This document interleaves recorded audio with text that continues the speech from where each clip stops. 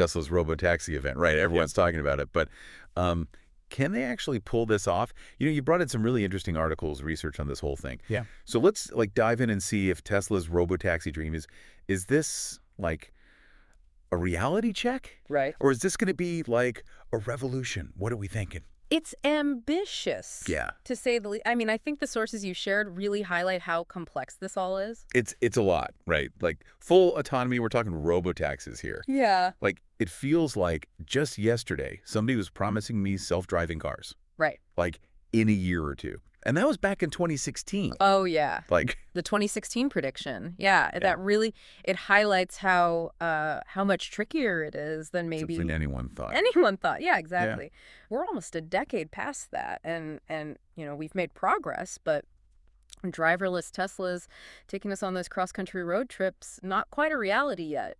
Okay, so what happened? What detoured those driverless dreams? What got in the way? Well, it really comes down to, I think, driving is way more nuanced than we initially thought, especially when you're talking about AI and how AI has to, figure this out. Right. We've seen it. High-profile crashes, investigations, even lawsuits. Yeah. And it all kind of comes back to this idea that, Tesla's autopilot means that the car can drive itself. Right. But it's really important to remember autopilot is a driver assistance system. Right. It's not a fully autonomous chauffeur. Right. It helps with things like lane keeping and adaptive cruise control. But you, as a driver, you still have to be completely alert and ready to take over. At any moment. At any moment. And some people have unfortunately learned that the hard way. Exactly, which is why it's so important to know the difference between driver assistance systems and true level 5 autonomy, which is what Tesla's ultimately going for with these robotaxis. We're talking about a car that can handle all driving tasks all the time, no human intervention. Right. And that is a whole other ballgame. Okay, so let's get into why that other ballgame.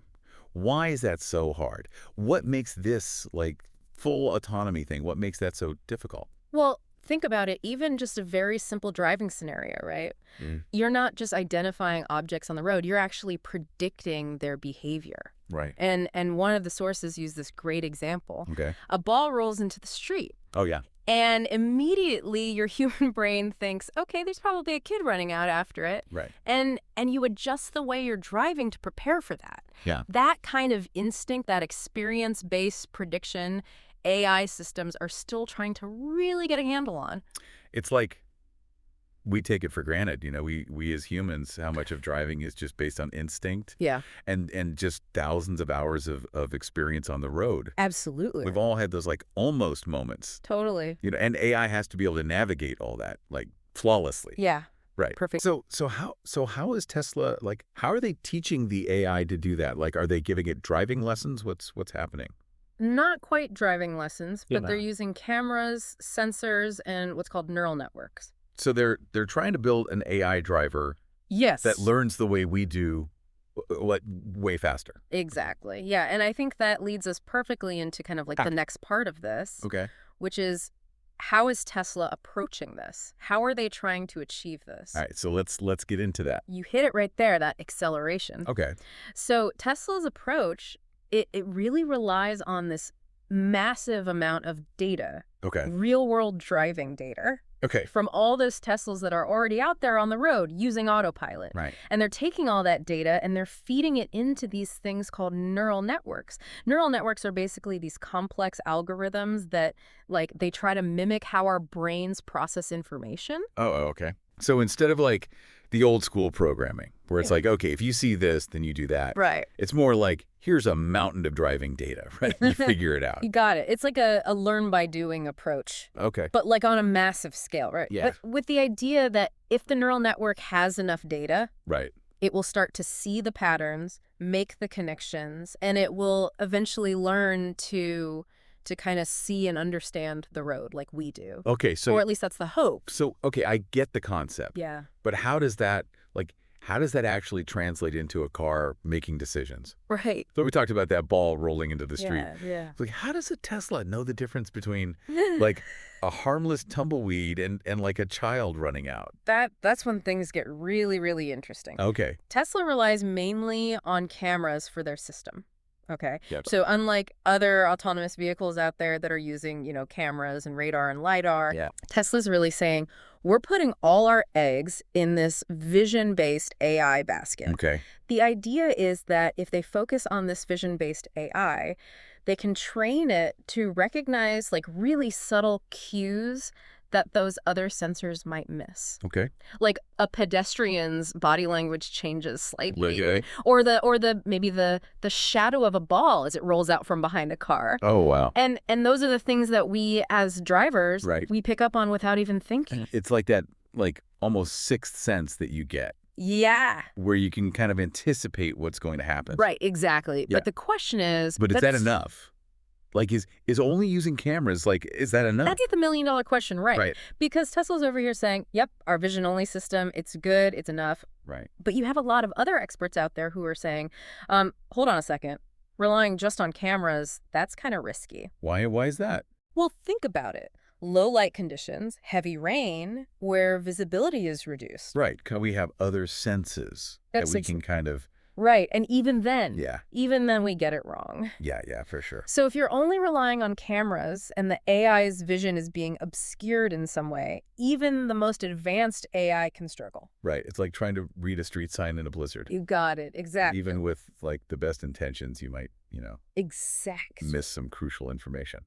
And when you're talking about driving, those details, those are really, really important. So where do robotaxis fall into all of this? Yeah. Because it seems like a huge jump to go from, like, sometimes misinterprets a plastic bag as a stop sign Right. to, oh, yeah, we're just going to let, this car drive your grandma across town. Yeah, and that's a really important point. Yeah. There's a big difference between achieving this high level of autonomy in controlled environments. Right. Right, like on a highway. Right. Clearly marked lanes, and then navigating a city. Right, you're dealing with pedestrians. Yeah, it's a whole different thing. Cyclists, double parked cars, delivery trucks, like all that. Unpredictable. It's totally unpredictable, and that's what makes cities so challenging. It's like comparing, like, driving school in, like, a quiet little town right. to, like, rush hour in, like a downpour. Exactly. Like, the stakes are so much higher. Way higher. And when you talk about robotaxis,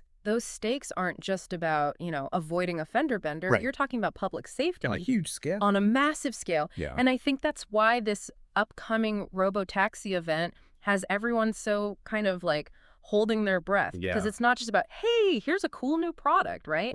This is Tesla saying, we think we've cracked the code. Right. We've got this autonomous driving thing figured out. Yeah. And we're going to show you how. It's a big deal. It's a huge deal, and it's a test. Yeah. For Tesla to prove that they can actually do this. Right. In a way that's safe, in a way that's reliable. Right. And in a way that's ready for the real world. So going into this event then, what should we be looking for? Yeah. What should we be paying attention to that will tell us? Like, are they close? Okay. Or are they still kind of, figuring it out? Well, I think a big one is, what are they actually claiming here? Okay. Right? Are they saying full autonomy, all conditions, no problem? Right. Or are they saying, okay, this works, but, maybe within like certain areas, certain cities? Right. Because, like, claiming full autonomy in San Francisco. Oh, yeah. With those hills, that fog. Forget about it. It's different than saying, like, oh, yeah, this works in, some planned community where it's just wide streets and sunshine all the time. Exactly. So that's a big one to watch for. And then how are they addressing safety concerns? Okay. What are the redundancies that they built into the system? How are they handling those situations where a human might actually need to take over? Right, because, like, even when... And maybe even more importantly, yeah, are they being upfront about what the tech can and cannot do?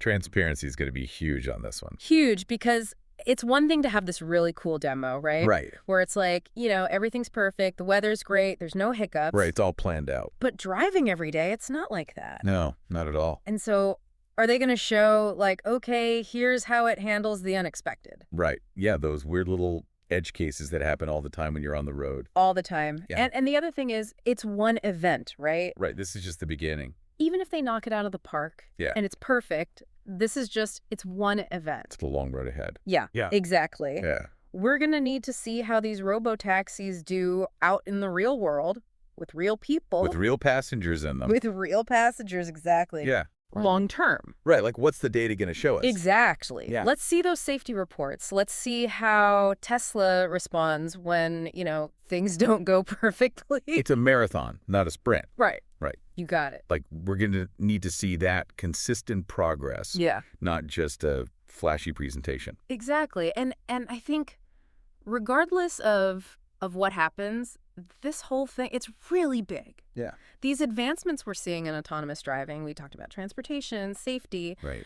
but this has the potential to, change our cities, our economy, even just how we think about transportation in general. It's a lot to process. It is. And honestly, we've only just scratched the surface here. Yeah. But hopefully this, deep dive, this conversation that we've had today, Yeah. have given you kind of, the tools, the knowledge The context. to understand this whole autonomous driving thing. Exactly. Because it's exciting, and it's kind of confusing sometimes too, right? It's both. Yeah. It's definitely both. So what have we learned today? I think it comes down to ask the right questions. Absolutely. Take a critical look at what's going on with this technology. Don't just buy into the hype, Yeah. and be realistic about what the potential benefits are, but also the challenges. I think that's a great way to put it. Yeah. Okay, good. Because it's going to be a wild ride, that's for sure. It is. So buckle up, everybody, because this robotaxi future, it's coming, whether we're ready or not. That's right. And we are going to be here talking about it every step of the way. Be sure to check out our show notes, All those links. all the sources that we talked about, all the research. Yeah, and let us know what you think. Hit us up on social media. What are your questions? Yes, what are your thoughts? We want to hear it all. Until next time, happy learning, everybody.